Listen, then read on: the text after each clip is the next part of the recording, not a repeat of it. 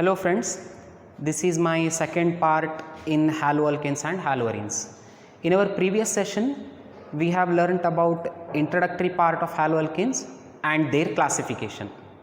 In this class, we shall study about their nomenclature, how haloalkanes are named.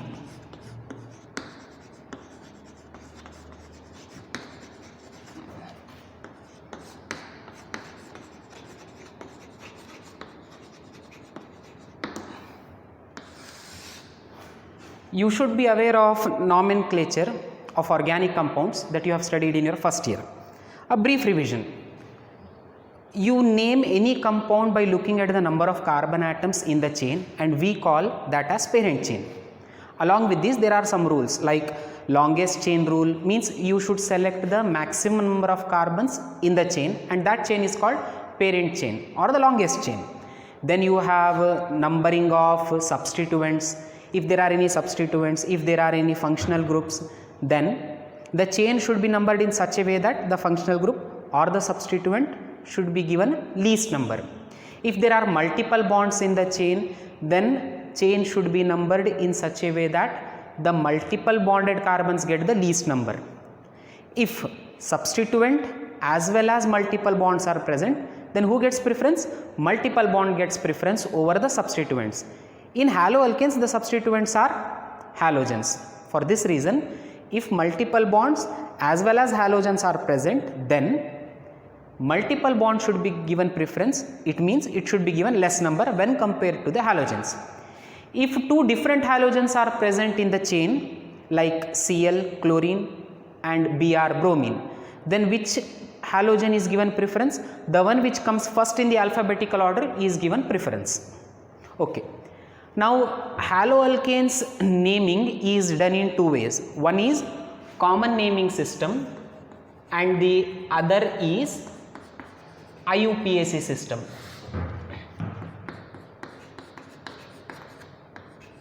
In common naming system, any haloalkane is treated as alkyl halide. It is treated as alkyl halide, whereas haloalkanes becomes the IUPAC name. It becomes IUPAC name because haloalkanes are treated as halogen derivatives of alkanes. They are obtained by replacing one or more hydrogen atoms of alkanes by halogens. For this reason, RX means alkyl halide becomes common name, whereas haloalkane becomes its IUPAC name. Let us see some examples how these are named. The first one, the most simpler one is CH3Cl. Now if R is alkyl, then CH3 can be written as methyl. The name of halogen in common name should be ended as halide. Then X becomes halide, Cl becomes chloride, methyl chloride. The same in IUPAC name becomes, first comes halogen, only half name, chloro. Since there is only one carbon, therefore root word will be meth, and it is a single bond, therefore ane, chloromethane. If a chain contains two carbons, CH3, CH2, some other halogen like Br, then since there are two carbons, this chain is called which alkyl group? Ethyl. Ethyl bromide. And IUPAC name becomes bromo ethane. Then third example. Now for three carbons, CH3, CH2, CH2, Cl. This time there are three carbons. Now remember, while naming compounds in common naming system, while you are naming them, if there are three carbon chains, then you will have some special prefixes like N, iso, then secondary, tertiary, etc. We use this prefix n, normal, for a chain which contains a straight chain of carbon atoms. Now in this example there are 3 carbon chain which is a straight chain, therefore we call it as n, small n. 3 carbon means root word should be prop. So n propyl chloride. The same in IUPAC system can be written as, halogen should be written first, so chloro, 3 carbons, prop, all are single bonds, ane.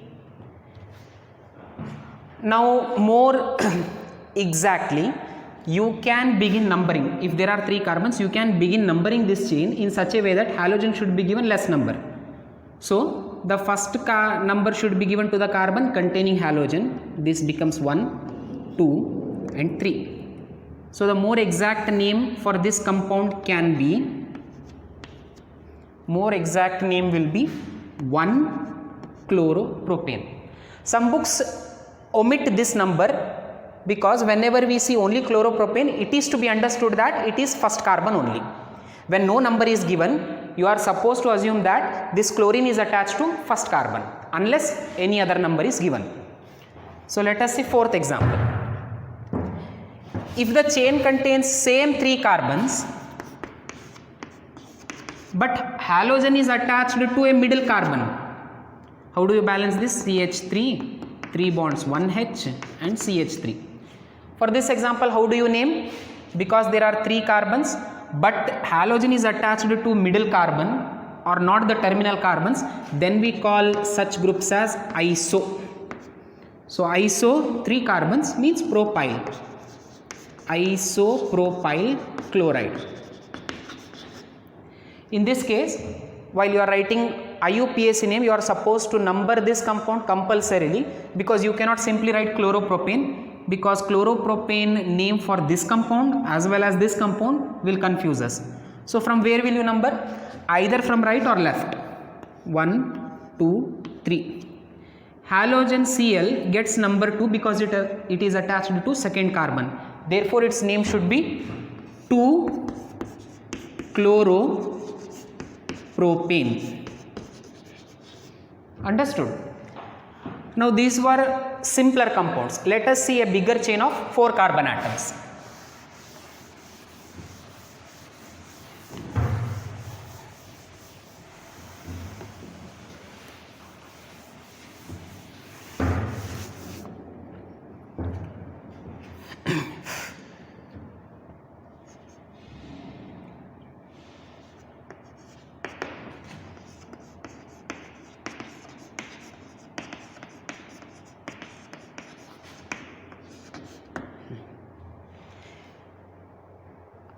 The chain is straight, therefore it can be given which prefix? N.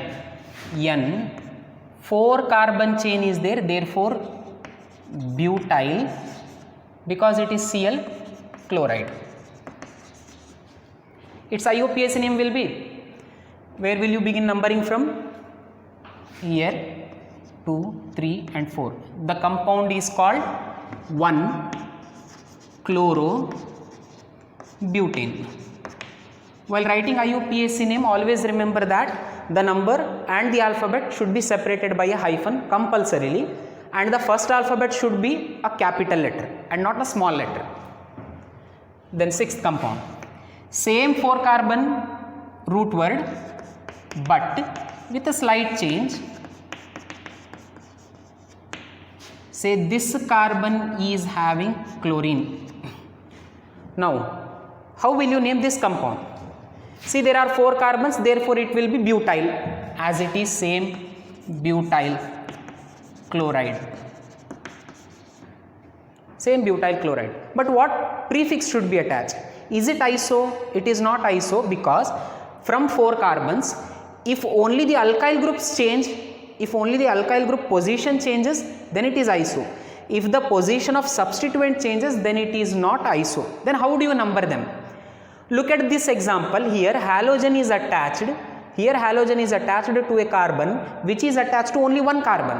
Therefore, this carbon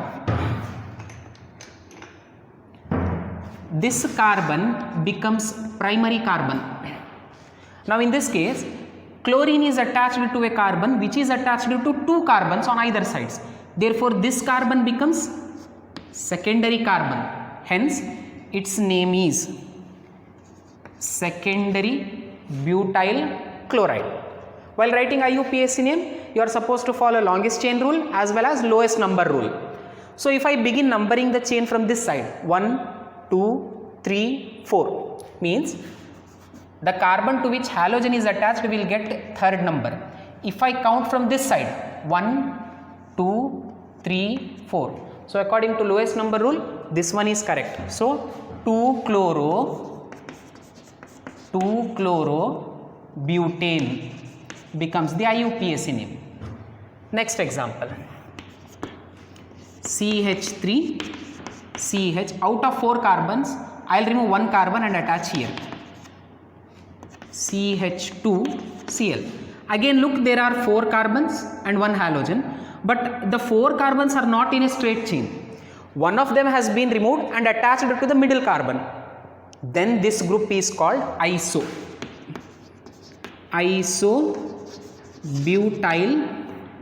chloride. How do you name in IUPAC system? Begin numbering from halogens. So 1, 2, 3. While writing, follow alphabetical order. There are 2 substituents. At 1 you have chloro, at 2 you have methyl.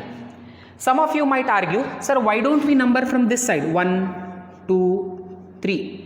If I count from this side, I will have one substituent at second carbon and the other at third carbon. So the sum of locants will become 5. If I count from this side, 1 will be at 1, chlorine will be at 1 and methyl will be at second. So the sum will be 3. So according to lowest number rule and lowest sum rule, this should be followed. So this method of numbering is wrong. So IUPAC name will become 1-chloro-2-methyl, then root word should be 1, 2, 3, propane and not butane this time. Understood? Then next example. We have now seen primary compound, secondary and iso. Let us see how tertiary is. You had a 4 carbon chain. Out of those 4 carbon, you removed 1 in iso. Now you remove another one. So I should have 4. 1 here, 1 here. The next is halogen, same.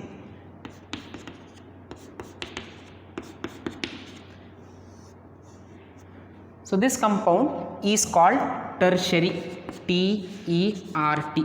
You can write in this form or else simply small t dash. Tertiary butyl chloride or T-butyl chloride. How do you name this compound in IUPAC system? Follow the longest chain rule and make sure that your substituent also gets the least number. So if I count from here 1, 2, I will have only 2 carbon chain. This is one possibility. The second, if I count from top 1, 2, 3, I will have a 3 carbon chain. Therefore this one is correct and this is wrong. So on the second carbon you now have 2 substituents. One is chloro and the other is methyl. So which one should be written first according to alphabetical order? Chloro. Now if 2 substituents, whether they are same or different, if they are attached to same carbon, then while writing IUPAC name, what should you do? You should repeat the numbers. If these were 2Cl, then you will write simply as dichloro. But if the substituents are different, you will write their names as well as you will indicate their numbers. Like its name will be 2-chloro, then dash 2-methyl.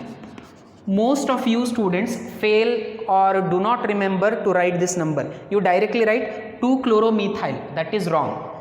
Chloro is present at second carbon, methyl is also present at second carbon, so their both numbers should be indicated. 2 chloro, 2 methyl, propane. Easy. Then let us see some other higher alkanes, higher haloalkanes.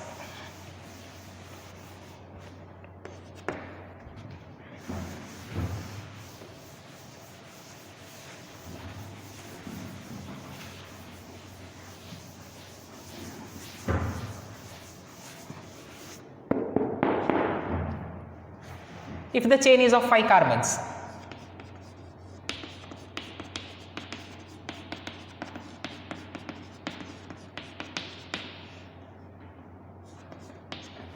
for the sake of convenience, I will retain only one halogen, chlorine. Okay, you can change others also.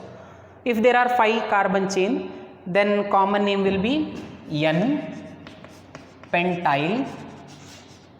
chloride, and IUPAC name will be 1-chloropentane. Then next, if the same halogen is removed from the first carbon and attached to second carbon,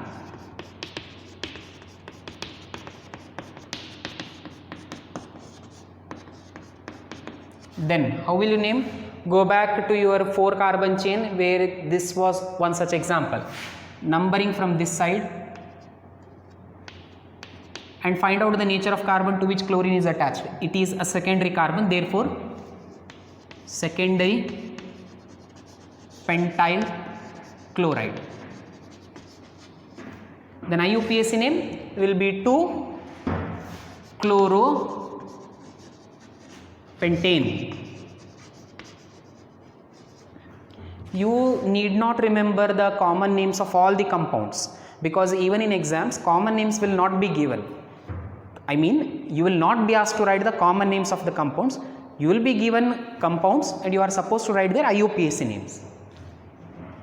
Then, so the reason why I told you is this: in the following examples or in some more examples, you may not be able to see their common names. Even the books do not indicate, even though they have common names, the books will not indicate their common names, so you should not worry. CH3, CH. So this time I will not replace chlorine, I will keep chlorine as it is at the last. So out of 5 carbons, I will keep only 4. I will keep only 4. I will attach 1 carbon anywhere. So now this becomes, exactly, it becomes isopentyl chloride. Then IUPAC name, begin numbering from the place where halogen is attached. So it will be 1-chloro, 3-methyl, 1-chloro, 3-methyl butane. Then one more example. If this is the case, you removed 1 carbon from here, now you remove 1 more carbon. So on the second carbon you already had 1 CH3, this side you had Cl. Now you remove 1 more carbon. Okay, you attach that carbon to the second carbon here. Chlorine remains as it is. Count the number of carbons: 1, 2, 3, 4, 5. There are 5 carbons. Now if you close this much part, only these 4 carbon can be called as tertiary, but there is also 1 more carbon extra. So a chain which contains 5 carbons in this fashion is called neo. It is called neo. Neopentyl chloride. Neopentyl chloride, and its IUPAC name should be, count from this side, 2-methyl, again 2-methyl. So 1-chloro dash 2,2-dimethyl propane. Always remember, Iso begins with 3 carbons, tertiary begins with 4 carbons, and neo should be written only when there are 5 carbons. After these, there are some other typical examples, like you have studied in classification, allyl halides. So allyl halides example is CH2, CH, CH2, Cl. In this case, common name is easier to write because it is simply called allyl chloride. How to write IUPAC name? Most of us get confused because you have written all these examples when you are giving less number to the halogen. You are numbering the chain in such a way that halogen is getting the least number. But if a halogen as well as multiple bond, I mean double or triple bond, if these two are present, then multiple bond should be given preference over halogens. If this is the case, then you will begin numbering the chain in such a way that multiple bond is getting least number. Therefore, 1, 2, 3.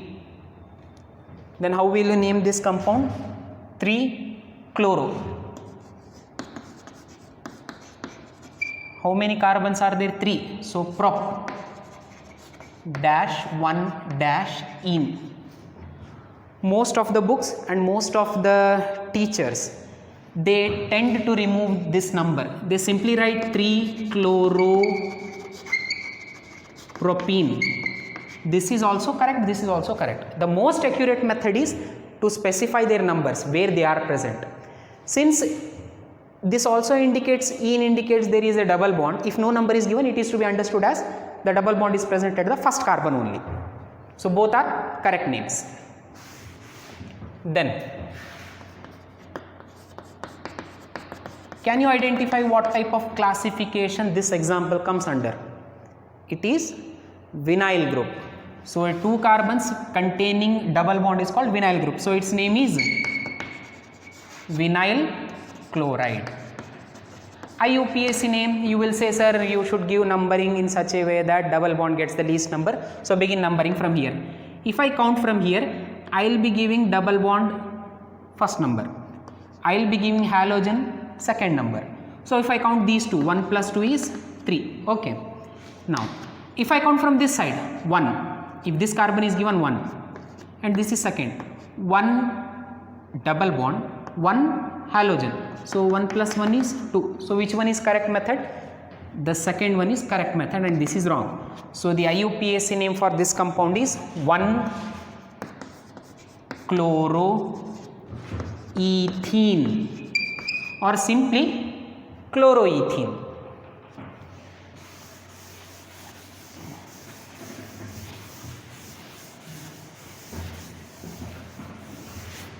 Some other typical examples.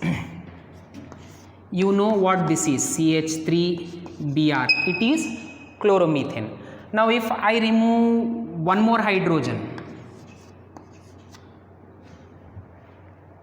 and I will attach one more halogen, then it is called methylene or methylene bromide.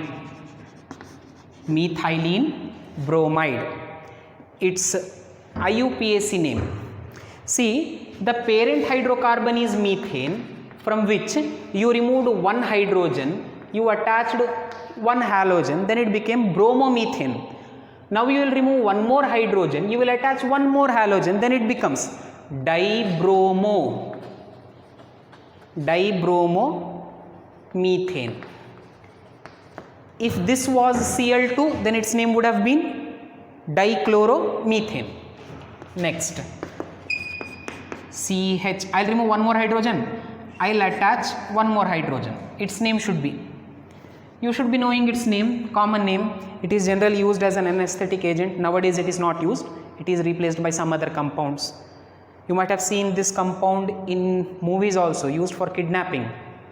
Chloroform. CHCl3 is called chloroform. Its IUPAC name should be, yes, If there are 2 halogens, it is dibromo. If there are 2 bromine atoms, it is dibromo. Now there are 3 chlorine atoms, therefore it is trichloromethane. Then CHBr3. Do I need to write its common and IUPAC names? CHCl3 is chloroform, CHBr3 is bromoform. IUPAC name is tribromomethane. Then if it is CHI3, iodoform,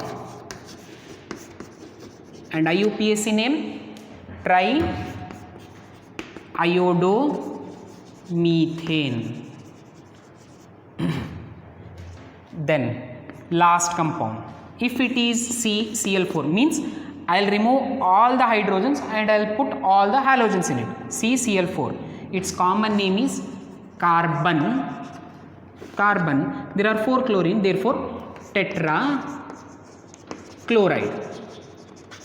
And IUPAC name will be, it is formed by removing all the hydrogen atoms, therefore tetrachloromethane. If you are able to solve these many examples, I hope and I am sure you will be able to solve some other examples given in your NCERT textbooks. This was about nomenclature. The next topic in haloalkanes is nature of carbon halogen bond. The next topic is nature of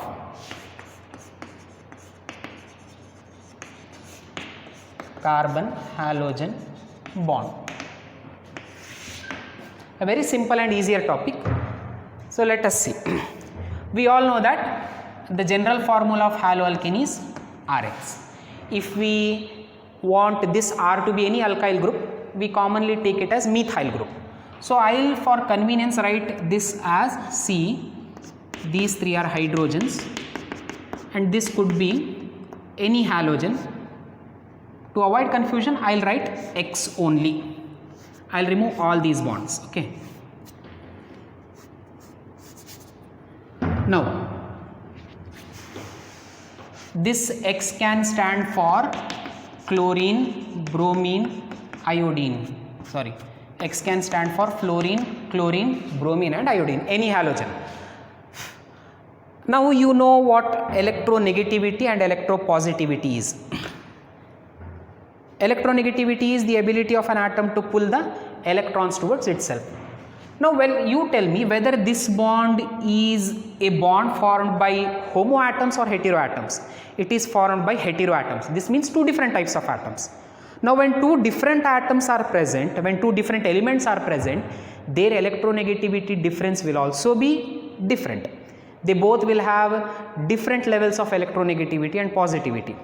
Out of carbon and halogen, if I ask you who is more electronegative, the obvious answer is halogen. Halogen comes at the far end of the periodic table, and those elements that appear at the end side, at the far end of the periodic table, they are more electronegative. So out of these 2, halogen is more electronegative. By definition, what is electronegativity? It is the ability of an atom to pull the electrons towards itself. Where are the electrons present now? Now carbon and halogen are bonded by a single bond. A single bond represents 2 electrons. So these electrons density, these are shared pair of electrons density is pulled by halogen. When I say it is pulled by halogen, this does not imply the bond gets broken. The bond remains intact, but the electron density will be taken away by the other atom. Who is that other atom here? Halogen. So between carbon and halogen, halogen is more electronegative, so it pulls the electron density towards itself. As a result, the electron density on halogen decreases or increases? Yes, it increases. So when electron density on halogen increases, it gains some charge. It gains some charge. If it is taking away, if it is taking up electrons, what charge should it carry? It should carry negative. The other atom which is getting deprived of electrons, which has lost its electron density power, so it will carry positive charge. Always remember students, unless a bond between two atoms is not broken, you are not supposed to indicate complete charges. We indicate complete charges only when ions are formed, only when the bond between two atoms are broken. Since the bond between carbon and halogen is not yet broken, it is simply that halogen is pulling away the electrons. It is not breaking the bond. So as a result, halogen carries partial negative charge and carbon carries partial positive charge. Delta minus, delta indicates partial. Now you tell whether the bond is polar or non-polar. A polar bond is the one wherein you are able to separate two different charges, wherein you can show different charges on two different atoms. So this bond is a polarized bond. It is a polarized bond because of the difference in the electronegativity of two atoms. One atom carries partial positive charge, the other atom carries partial negative charge. Therefore, this bond is called a polarized bond.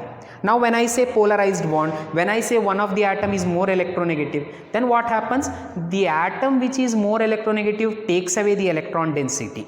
It takes away the electron density. The other atom loses the electron density. As a result, the bond is polar. Now, do you think haloalkanes are reactive or non-reactive?